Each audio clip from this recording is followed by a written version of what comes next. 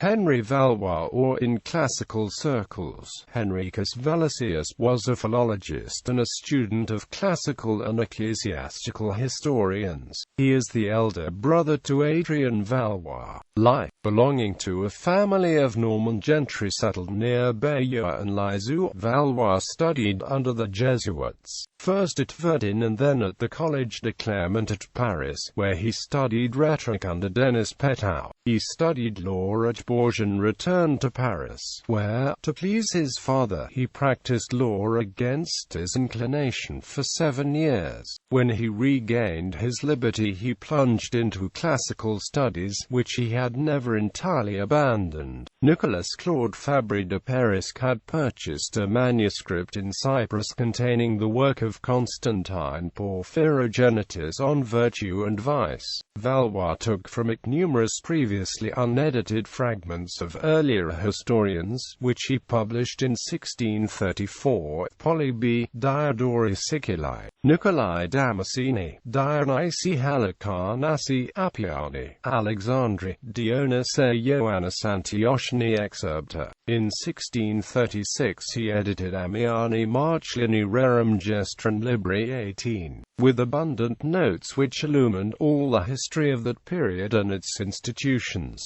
together with 2 fragments, one from an Origio Constantini and one dating from California. 527. Although unconnected with each other, these 2 items are still usually printed together under his name, Anonymous Valesianus. He succeeded in recognizing the rhythm of the phrases in the establishment of the text, at the same time making no display of his discovery. This edition was revised and enlarged by his brother Adrien in 1681. In 1650, the Assembly of the French clergy commissioned him to publish the Ecclesiastical Historians. After Mons. Charles de Montchel, Archbishop of Toulouse, was compelled to resign the task. In 1659 he issued Eusebius of Caesarea's Ecclesiastical History and Biography and Panegyric of Constantine, as well as Constantine's Discourse in the Assembly, Eusebi Pamphylia Ecclesiastici Historiae Libri Decem.